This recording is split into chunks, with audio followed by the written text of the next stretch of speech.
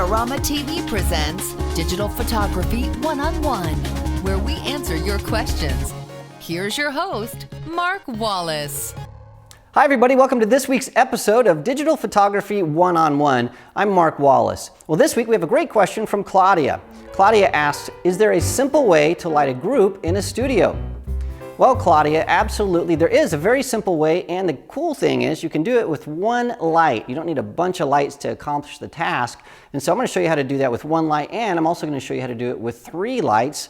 And this will work in a big studio, and it works even better actually in a small studio. The only thing you really need to have is a white wall for this to work, because we're going to be bouncing light all over the place. Now, one of the things that we're going to talk about is the effect of something called the inverse square law. So if that's something that's new to you, you might want to watch episode 59 of Digital Photography One-on-One, where we talk all about the inverse square law and how that affects studio lights.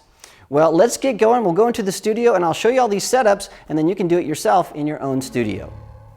All right, well, let's talk about shooting groups. My little group today is Diane. We have Kelsey and Jack here. We're also going to add Michael, our videographer, in a little bit, and I'm going to hop in as well, so we've got a group of 5 people. Now, what we're doing here is I want to make sure that we keep this really simple, and so we're going to light this up using only one light, and that's what I recommend for groups, and let me tell you why. So if we walk over here, let me show you the lighting setup. What I have is I'm using a very large Octabox. This is a Flashpoint Octabox, and it's placed about 24 feet from our subject. I'm also shooting with a 24 to 70 millimeter lens on my Nikon. I'm triggering this with the Pocket Wizard. But let me show you the distance between my flash and where we're shooting. So if I walk over here, this is actually a little over 20 feet. And I know that because I know the distance of our walls is 24 feet. And so I've placed the light quite a ways away. And the reason for that is the inverse square law that we covered a few weeks ago. And what that means is when I place a light far away, well, that light gets larger and larger. And so the fall off makes our light very even across a big distance. And to prove that, what I can do is I can meter this. So I'm going to meter over here, and it meters at f9. And I meter here, again, it's f9. Meter here, f9. Meter over here, again, it's f9. If I come up here a little bit, it's f9. And so all over here, I've got this big space where I'm metering at f9, which means if a person's standing here, they're going to be exposed the exact same if they're standing over here. So for a large group of people, that works just perfectly. Because we have a really big source of light, the light's going to be really, really soft. So what we're going to do now is I'm going to have our group come back. We're going to set them up. And I'm going to show you how we can deal with some shadows. So we're actually going to stagger these guys. Now what we're doing is here, we're trying to block Jack's face, not because he's ugly, but because I want to show you that because the light's bouncing everywhere in this enclosed space, we're actually not going to have any shadows on his face, which is what we want for a large group of people. So now that we have you guys set up, I'm going to come over here to the camera, and I'm going to take a couple shots, and we'll show you how it looks. So all right, you guys, say cheese.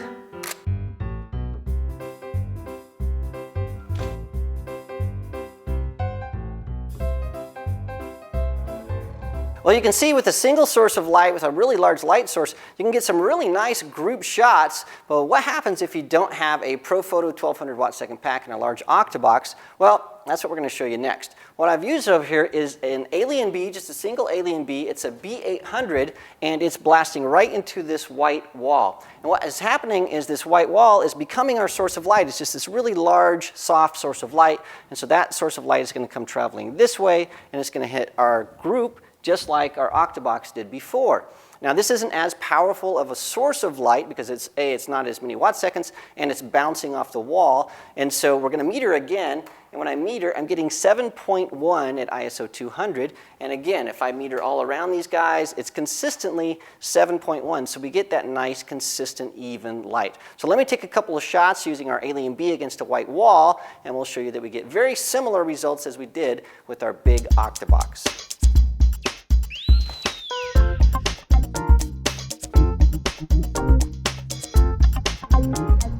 All right, well, I've shown you 2 different lighting setups, one using a single Profoto light and one using an Alien B. Well, I want to show you one more lighting setup, and just to show you that you can do this with almost any type of light, what we've done is I'm going to use some Novatrons, and I bought these guys used from a friend, and they were about 10 years old, something like that when I bought them. Got them for about $100. But what we've done, instead of just using one light, I've set up 3 lights that are bouncing off this large wall. And these guys don't have much power. They're about 166 watt seconds, so not a lot, but because we're combining all of that power, it adds up to about 500 watt seconds.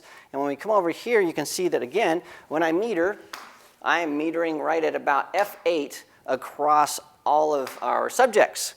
And so we, again, get that nice inverse square law effect, get nice soft even light because we're using that large white wall as our source of light. So we're going to bounce that, we're going to shoot some shots and show you how these look, and then we'll wrap it up.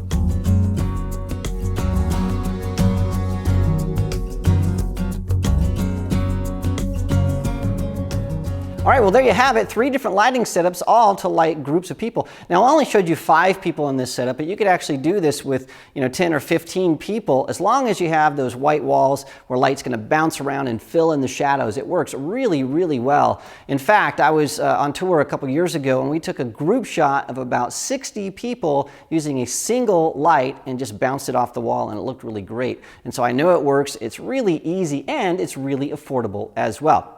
Well, thanks so much for the question, Claudia. Remember, if you're like Claudia and have something that you'd like to ask, you can send your question to me at askmark@adorama.com, and I just might use it on an upcoming episode of Digital Photography One-on-One. Thanks again for joining me. I'll see you again next week. This episode is brought to you by Adorama TV. Visit the Adorama Learning Center where you'll find photography tips and techniques, links to the gear used in this episode, and related videos. For all the latest photography, video, and computer gear, visit Adorama.com. And the next time you're in New York City, visit our store located on 18th Street between 5th and 6th Avenue. Did you notice that? That's strange. Great group pictures that are a little cheesy.